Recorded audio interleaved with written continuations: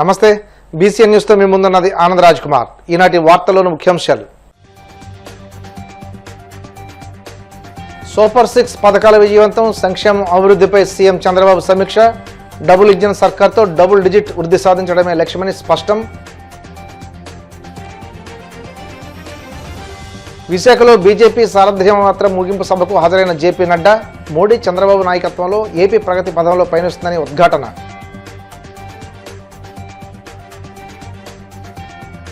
శాంతి భద్రతలను పరిరక్షించాలని మాట్లాడే అర్హత చంద్రబాబుకు లేదు. తీవ్రస్థాయిలో ధ్వజమెత్తిన వైసీపీ మాజీ ఎమ్మెల్యే టీజీఆర్ సుధాకర్ బాబు.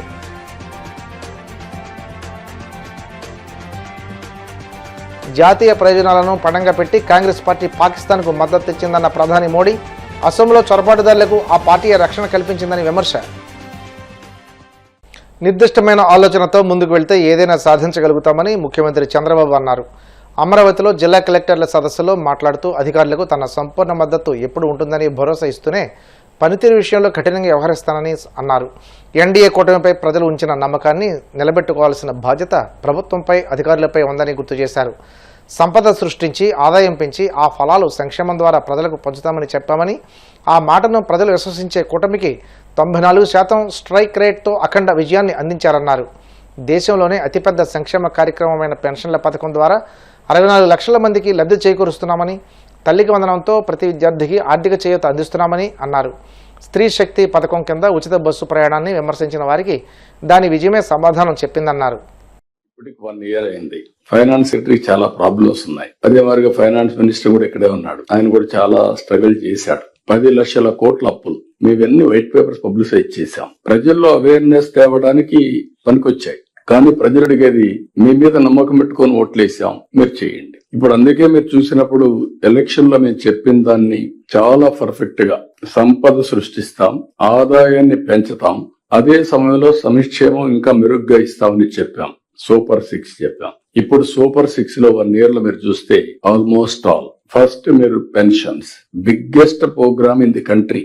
అంటే డీబీటీ ప్రోగ్రాంలు చాలా ఉన్నాయి కానీ 33,000 కోట్ల రూపాయలు ప్రతి నెల మొదటి తారీఖున పేదల సేవలో 4,000, 6,000, 10,000, 15,000 రూపాయలు ఇచ్చి ఏకైక ప్రభుత్వం ఆంధ్రప్రదేశ్ ప్రభుత్వం. అది పేదవాళ్ల పైన మనకుండే కమిట్మెంట్. 64 లక్షల ఫ్యామిలీస్ కి ఇస్తున్నాం. నెంబర్ 2 తల్లికి వందనం చెప్పాం, అందరి పిల్లలకి ఇస్తున్నాం.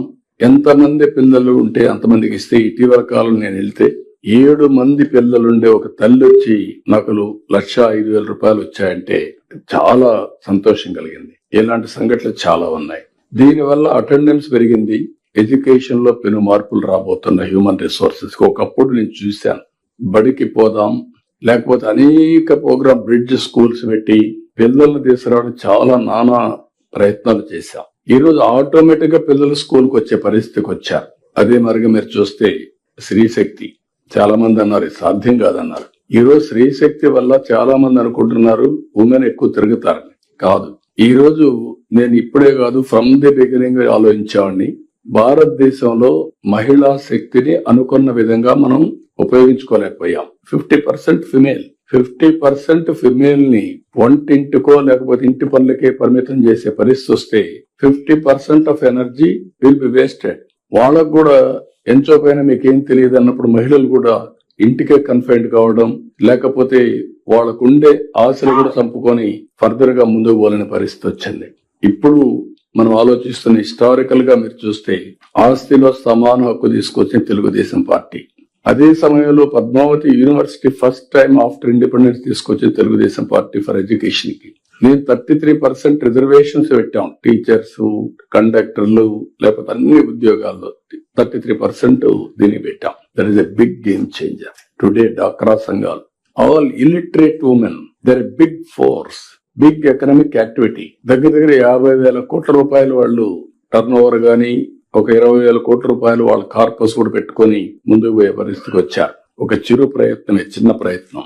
ఈ రోజు మనం ఇచ్చినటువంటి Stree Shakti free bus, it is going to change totally వాళ్ళ ఎనర్జీ లెవెల్ గానీ, వాళ్ళ థింకింగ్ ప్రాసెస్ గానీ, ఎకనామిక్ యాక్టివిటీలో పార్టిసిపేషన్ టోటల్ గా మార్పు తీసుకొస్తుంది. మీరు ఆ విషయం గుర్తుపెట్టుకోవాలి. స్కూల్కి పోవాలన్నా, లేకపోతే వాళ్ళు ఉద్యోగం చేసి ఇంటికి రావాలన్నా, లేకపోతే ఎకనామిక్ యాక్టివిటీ పోయి ఇది చేయాలన్నా వేరియస్ యాంగిల్స్ లో ఇది పనిచేస్తుంది.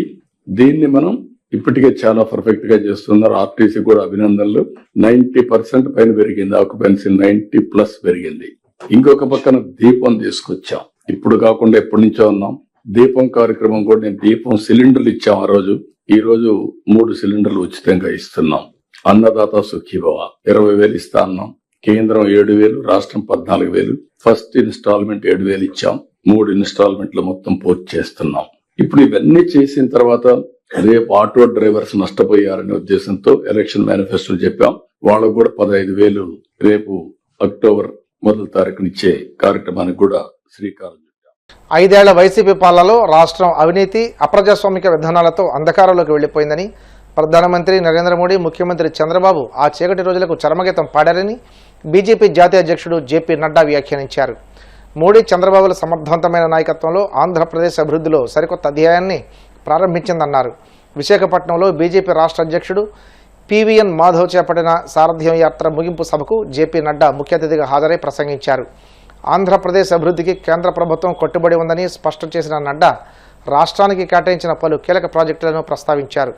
ఆంధ్రప్రదేశ్లో బీజేపీని బలోపేతం చేయడంతో పాటు మిత్రపక్షాలైన టీడీపీ, జనసేనలతో కలిసికట్టుగా పనిచేస్తామనే స్పష్టమైన సందేశాన్ని ఇచ్చారు. ముఖ్యమంత్రిగా చంద్రబాబు మాట్లాడే మాటలకు అర్థాలే వేరుగా ఉంటాయని వైసీపీ మాజీ ఎమ్మెల్యే టీజీఆర్ సుధాకర్ బాబు మండిపడ్డారు. తాడేపల్లి వైసీపీ కేంద్ర కార్యాలయంలో మీడియాతో మాట్లాడుతూ జిల్లా ఎస్పీలతో సీఎంగా చంద్రబాబు నిర్వహించిన సమావేశంలో శాంతి భద్రతలను పటిష్టంగా కాపాడేందుకు పోలీసులు పనిచేయాలని ఆదేశించినట్లు ఎల్లో మీడియాలో వార్తలు రాయించుకున్నారన్నారు. ఇదే సమావేశంలో ఆయన కూటమి ఎమ్మెల్యేలు చెప్పినట్లు చేయాలని కూడా ఎస్పీలను ఆదేశించడం ఆయన ద్వంద్వ వైఖరికి నిదర్శనం కాదా అని నిలదీశారు. అంటే పోలీసులు నిష్పక్షపాతంగా చట్ట ప్రకారం పనిచేయాలా, లేక కూటమి ఎమ్మెల్యేలు చెప్పిన ప్రతి తప్పుడు పనికి వత్తాసు పలకాలా? చంద్రబాబు ఉద్దేశం ఏమిటో ఈ విషయంలో చాలా స్పష్టంగా బయటపడిందని ధ్వజమెత్తారు. నారా చంద్రబాబు నాయుడు గారు ముఖ్యమంత్రి స్థానంలో కూర్చొని పరిపాలించే రోజులలోనే ఈ రాష్ట్రంలో అశాంతి నెలకొంటది, ఈ రాష్ట్రంలో కులవాదం వస్తుంది, ఈ రాష్ట్రంలో ప్రాంతీయ తత్వం వస్తుంది, ఈ రాష్ట్రంలో ఒక కులం మీదకి ఇంకొక కులం రెచ్చిపోతుంది. అంటే ఓ ఇద్దరు తన్నుకుంటుంటే ఈయనకు ఆనందం, ఓ కులం మీదకి ఇంకొక కులం వెళితే బాబు గారికి ఆనందం, ఒక ప్రాంతం వాళ్ళు ఇంకో ప్రాంతం మీద రెచ్చిపోతే బాబు గారికి ఆనందం. ఎందుకంటే వారి తప్పులన్నీ జనం మర్చిపోవాలి. వారి యొక్క అసమర్థ పాలన గురించి జనం చర్చించుకోకూడదు. ఎప్పుడు కూడా అల్లర్లు అలజడులు ఉన్నాయి అనుకోండి, ఆ అల్లర్లు అలజడు గురించి టీ స్టాల్ దగ్గర, ఆటోలో ప్రయాణించేప్పుడు, బస్ స్టాపుల దగ్గర జనం మాట్లాడుకుంటున్నప్పుడు చంద్రబాబు నాయుడు గారు ఇస్తాన్న హామీల గురించి ఎవరు మాట్లాడతారు? సో అది మరుగున పడాలి కాబట్టి ఎప్పుడు ఇద్దరు తన్నుకుంటుండాలి రాష్ట్రంలో. అది వారి యొక్క స్థూల ఉద్దేశం. ఎమ్మెల్యేల దౌర్జన్యాలు పరాకాష్ఠకి చేరి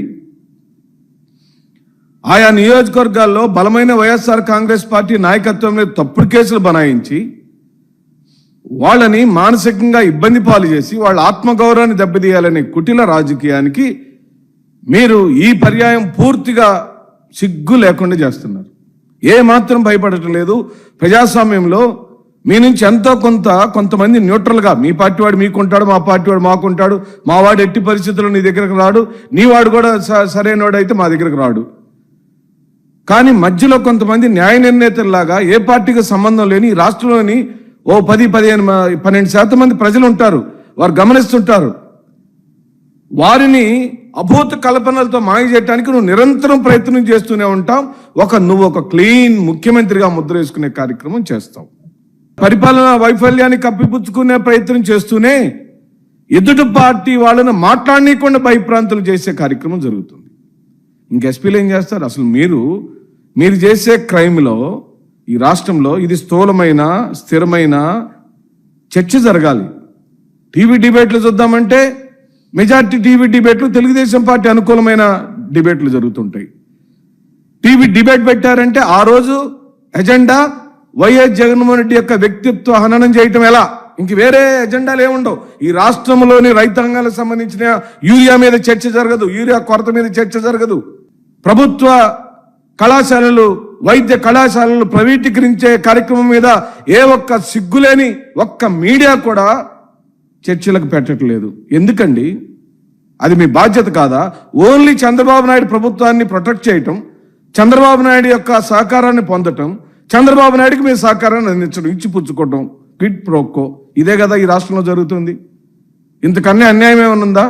మీరు పోలీస్ వ్యవస్థ మొత్తాన్ని మీ వ్యవహారాలకి అనగా మీ సొంత రాజకీయ వ్యవహారాలకు, మీ కక్ష సాధింపులకు నేను వ్యవస్థ మొత్తాన్ని నేను నిందించట్లేదు ప్రియమిత్రులారా. మీకు అనుకూలమైనటువంటి మెజార్టీ పోలీసులను మీరు ఈ రాష్ట్రంలో ఎలా వాడుకుంటున్నారు? రాజకీయ కార్యకర్తల కన్నా హీనంగా వాడుకుంటున్నారు. ఏరి నిజాయితీ కలిగిన ఆఫీసర్లు ఎస్పీ స్థానాల్లో లేరు, డీజీపీ స్థానాల్లో లేరు, డిఐజీ స్థానాల్లో లేరు. ఎందుకు లేరని అడుగుతుంది వైఎస్ఆర్ కాంగ్రెస్ పార్టీ.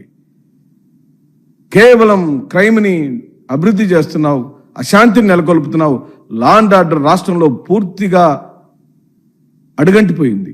మేం చెప్పటం కాదు, జాతీయ దినపత్రికల్లో, జాతీయ ఛానళ్లలో ఎక్కడ పట్టినా నారా చంద్రబాబు నాయుడు ఈ మారు పరిపాలన 2024 నుంచి మీరు పరిపాలించిన ఈ కొద్ది కాలంలోనే భ్రష్టు పట్టిపోయారు. మీరు ఎంత మసిపిసి మారడికాయ చేద్దామనుకున్నా, ఎంత పైకి మంచి మాటలు మాట్లాడుతున్నా ఈ రాష్ట్ర ప్రజలు కాదు కదా, ఈ ప్రపంచంలోని ఏ తెలుగువారు, ఈ దేశంలోని ఏ రాజకీయ నాయకుడు మిమ్మల్ని మంచి పరిపాలన చేస్తున్నారని మెచ్చుకోవట్లేదని ఈ సందర్భంగా జాతీయ ప్రజాస్వామ్య దినం సందర్భంగా కాకినాడ ఇంద్రపాలెం బ్రిడ్జ్ సెంటర్లోని అంబేద్కర్ విగ్రహం వద్ద రాజ్యాంగ పరిరక్షణ వేదిక ఆధ్వర్యంలో ఎన్నికల వ్యవస్థ స్వతంత్రంగా వ్యవహరించాలని, భారత రాజ్యాంగం ప్రజాస్వామ్య హక్కులు కాపాడాలని ఆందోళన చేపట్టారు. సిఐటియు నగర కన్వీనర్ మలక వెంకటరమణ అధ్యక్షతన జరిగిన ఈ కార్యక్రమంలో రాజ్యాంగ పరిరక్షణ వేదిక కన్వీనర్ ఐతాబొత్తుల రామేశ్వరరావు, ప్రముఖ న్యాయవాది జవహర్ అలీ తదితరులు అంబేద్కర్ విగ్రహానికి పూలమాలలు వేసి జోహార్లు అర్పించారు. అనంతరం వారు మాట్లాడుతూ భారత ఎన్నికల కమిషన్ వ్యవహార శైలి అనుమానాస్పదంగా ఉందన్నారు. ప్రతిపక్షాల పట్ల ఒక విధంగానూ, అధికార పార్టీ సభ్యుల పట్ల మరొక విధంగా వ్యవహరించడం ఎన్నికల కమిషన్ స్వతంత్రతను దెబ్బతీస్తుందన్నారు. రాజ్యాంగ స్వతంత్ర ప్రతిపత్తి కలిగిన సంస్థలు స్వతంత్రంగా వ్యవహరించకపోతే రాజ్యాంగానికి ప్రమాదం ఏర్పడుతుందన్నారు. రాజ్యాంగం ప్రజాస్వామ్య దేశంగా మనం తెచ్చుకున్న భారతీయ రాజ్యాంగం ప్రకారం ఈ భారతదేశంలో రాజ్యాంగం ప్రకారం కొన్ని సంస్థలు స్వతంత్రంగా వ్యవహరించాలి. అందులో ప్రధానంగా న్యాయ వ్యవస్థ, దానితో పాటుగా ఎలక్షన్ కమిషన్, అలాగే అనేక స్వతంత్ర సంస్థలు భారతదేశంలో రాజ్యాంగం ద్వారా ఏర్పడతాయి. వాటి యొక్క ప్రతిపత్తిని స్వతంత్రంగా ఉండకపోతే ప్రజాస్వామ్యానికి విపరీతమైనటువంటి భంగం కలుగుతుంది.